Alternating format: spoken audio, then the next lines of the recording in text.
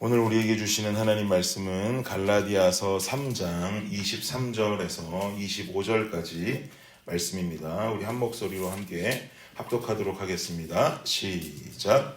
믿음이 오기 전에 우리는 율법 아래에 매인 바 되고 계시될 믿음의 때까지 갇혔느니라.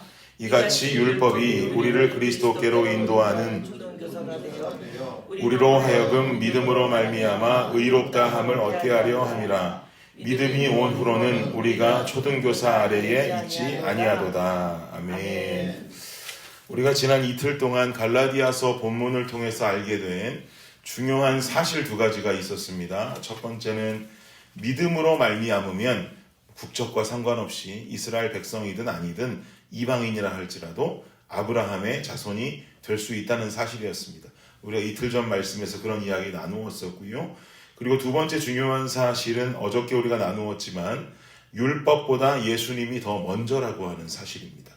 예수님은 이미 창세기 22장에 아브라함의 씨라고 하는 단수형으로 지칭이 되었기 때문에 율법이 제정되기도 약 430년 전에 약속된 이 약속이 율법보다 더 먼저 되는 의미가 있다라고 하는 이야기를 어제 드린 바 있습니다. 그러면 이 두 가지 이야기를 듣고 나면 믿음으로 말미암으면 아브라함 자손 될 수 있다. 그리고 율법보다 예수님이 먼저다. 이 두 가지 사실을 머릿속에 넣고 나면 우리 마음속에는 자연스러운 질문 하나가 생기게 됩니다. 어떤 질문이냐면 그럼 과연 율법은 대체 뭔가? 라고 하는 질문이 생기는 거죠. 율법은 그럼 필요 없는 것인가? 필요 없는데 왜 성경에 그건 기록하고 있지?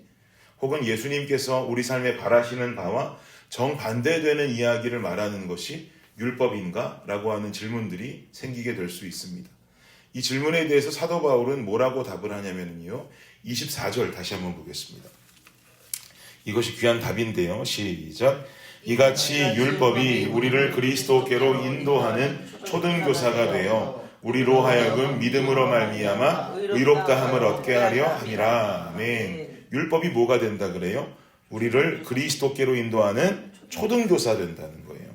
이것이 무슨 말인가 하면 율법은 우리의 삶이 하나님 앞에 이것이 죄인지 죄가 아닌지 죄된 삶인지 아닌지 깨닫게 해주는 어떤 지표로 사용되어진다라고 하는 거죠. 이게 율법의 역할인 것입니다. 그러나 율법은 우리 삶의 이 죄를 구분할 수 있는 잣대로 사용되는 것이지 율법 자체가 나를 구원해 줄 수는 없다는 거예요. 그렇지 않겠습니까? 율법은 우리가 살아갈 수 있는 지표가 되고 잣대가 될 뿐이지 이것이 우리를 구원해 줄 수는 없다는 것입니다. 율법을 잣대로 죄인된 나를 구원할 수 있는 이는 오직 예수 그리스도 한 분뿐인 줄을 믿습니다. 예를 들면 우리 집 아이들 중에 제가 하지 말라는 거 가장 많이 하는 애는 당연히 드림이거든요. 어저께 병원 가서 드디어 팔뚝까지 여기까지 올라갔던 깁스를 이제 다 부셔내고 여기 손목까지만 덮는 짧은 걸로 어제 바꿨어요. 엑스레이 찍어보니까 제법 이제 부러진 뼈가 많이 붙었더라고요. 그렇게 짧은 깁스를 하고 집에 오니까 기분이 좋은데 좋겠죠. 당연히 여기까지 오던 거를 짧은 거 하니까 기분이 너무 좋겠죠. 그리고 거기다가 저녁에 샤워까지 하고 나오니까 기분이 더 좋았나 봐요. 갑자기 거실에서 자기 가지고 노는 공을 막 천정에 발로 차면서 노는 거예요. 그래서 제가 드림이한테 야 드림아 그만해라. 그 공 잘못 차다가 천장에 그 전구에 맞기라도 하면 전구 깨지고 전구 깨지는 건 상관없는데 깨지면 누가 다치겠어. 네가 다치지. 그만 차. 그랬는데 대답도 안 하고 계속 차요. 다시 한번 얘기했어요. 드림아 그 전구가 깨질 수 있으니까 공 차는 거 그만해라. 그만 차. 그래도 듣지를 않아요. 귀가 안 들리는 건지 안 들으려고 하는 건지 몰라도 계속 공으로 차서 막 이렇게 전구가 맞으려고 그러는 거예요. 그러다가 이제 아빠가 더 화가 나게 되면 뭐 타임아웃을 준다든지 벌을 준다든지 하는 일까지 늘 드림이는 가게 돼요. 다행히 어저께는 가진 않았습니다만 아빠가 내린 명령을 지키지 않으면 죄인이에요. 죄인이죠. 그죠? 그렇게 동생이 만약에 손들고 벌을 받고 있거나 하면 보통 이제 큰 누나인 열매가 보다 못해 저한테 와서 말해요. 아빠 이제 드림이 손 내리게 해주면 안 돼? 드림이 너무 팔 아플 것 같아 라고 말합니다. 뭐예요? 중보자. 죄인이고 중보자예요. 그러면 이 행동을 그 중보자의 이야기를 듣고 그런가? 팔이 아픈가? 그 팔 내리게 해줄까? 아니야, 이놈은 좀 더 혼나야 돼. 팔 계속 올리게 있게 할까? 이 권한은 누구에게 있어요? 아빠인 제게 있죠. 그렇죠. 죄인, 중보자 모든 결정하는 건 아빠예요. 즉 율법이라고 하는 것은 나의 행동이 잘못된 행동인지 가늠하는 기준이 될 뿐이에요. 들이마, 공차지 마. 거실에서 공차지 마. 전구 깨지면 네가 다칠 수 있어. 공차지 마. 이게 바로 우리의 삶을 죄인지 아닌지를 구분할 수 있는 잣대가 되는 율법이라는 거죠. 이 율법이 결국은 공을 차버리는 들이미를 구원에 이르게 할 수는 없는 거예요.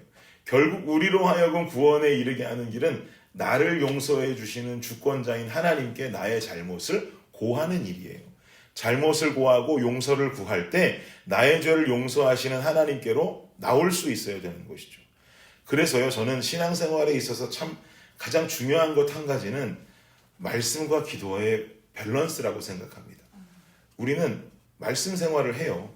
말씀을 읽기도 하고 보기도 하고 듣기도 하고 여러 가지로 말씀을 대합니다. 그럼 말씀 안에는 하나님의 명령이 나타나게 되어 있어요. 수많은 명령들이 나타나고 구약에는 율법들도 나타나게 되고요. 말씀 안에서 하나님께서 원하시는 것, 원치 않는 것에 대한 분명한 예시들이 말씀 속에서 분명히 등장하게 돼요.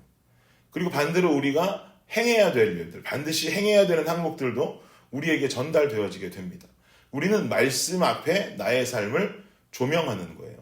내 삶이 옳은 모습인지 그른 모습인지. 그런데 말씀을 읽지 않으면 구분할 방법이 없는 거예요. 성경을 펼치지 않으면 내 삶이 옳게 가고 있는지 조명할 수 있는 방법이 없단 말입니다.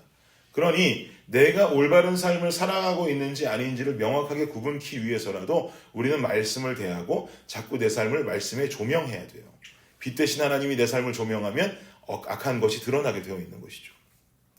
그런데 이렇게 내 삶이 하나님 앞에 옳은지 그른지만 알고 끝난다면 이건 반쪽짜리 신앙밖에 안 됩니다. 우리는 나에게 발견된 죄악된 모습, 하나님 앞에 그릇된 모습들을 그대로 가지고 하나님 앞으로 나아가는 것까지 우리는 행해야 되는 거예요. 그리고 그분 앞에 말씀을 통해 깨닫게 된 나의 부족하고 죄악된 모습을 내 입술로 고백하고 아뢰는 단계까지 가야 되는 것이죠. 이것이 뭐예요? 기도예요. 기도. 하나님 앞에 용서를 구하고 연약한 나에게 힘을 달라고 간구하는 것은 기도라고 하는 것이죠. 이 기도가 없으면 하나님 앞으로 나의 죄를 고백하고 도움을 요청할 방법과 길이 없는 거예요. 그러니 우리의 신앙생활은 말씀과 기도가 정확한 밸런스를 맞춰서 함께 가야 되는 것이죠. 말씀만 살아있는 자는요, 율법적으로 아는 지식이 많아요. 삶을 조명만 하니까 어두운 게 자꾸 드러나고 머리 아는 것만 많아지니까 지식은 어마어마하게 많아져요. 그런데 말씀만 살아있고 기도가 없으니 어떤 삶을 살아가게 되냐면 내 삶을 고치게 될 방법이 없어요.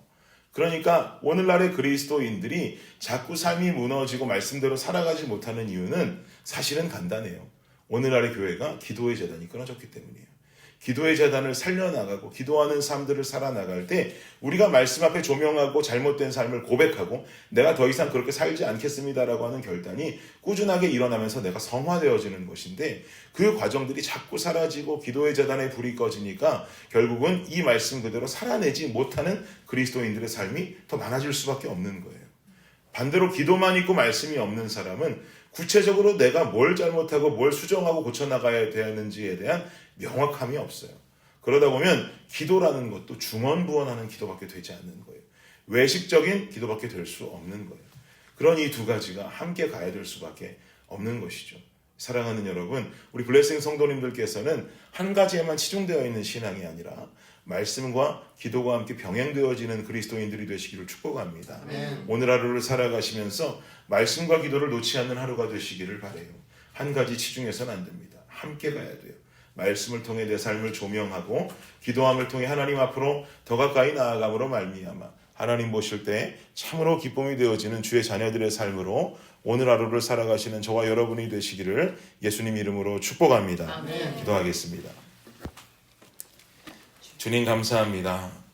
율법이라는 것은 우리의 삶이 바르고 그른 것에 대해서 구분하여 줄 그냥 하나님 명령일 뿐입니다. 그것을 구원하시리는 이 땅에 오신 예수 그리스도 한 분뿐임을 선포합니다. 아멘. 주님, 우리가 이 땅을 살아가며 이러한 이유 때문에라도 말씀과 기도가 함께 병행되어지는 삶 살기를 원합니다. 한 가지에만 치중해서, 말씀만 치중해서 우리의 삶이 지식만 커져 영적인 교만함을 가지고 살아가는 삶이 아니고, 또한 기도만 치중해서 우리가 무엇을 잘못한지, 어떻게 삶을 살아야 하는지 그저 중언부언하는 기도만 드러나는 것이 아니라 말씀과 기도가 하나가 되어져서 우리의 삶을 조명하고 내 삶을 살겠노라 내 입술로 선포할 수 있는, 그리고 그 삶을 결국에는 살아낼 수 있는 우리 모두가 되게 하여 주시옵소서. 오늘 하루를 살아가니 이러한 삶을 살아가며 승리의 삶을 경험하는 우리 성도님들 되게 하여 주옵소서. 감사합니다. 예수님의 이름으로 기도드립니다. 아멘.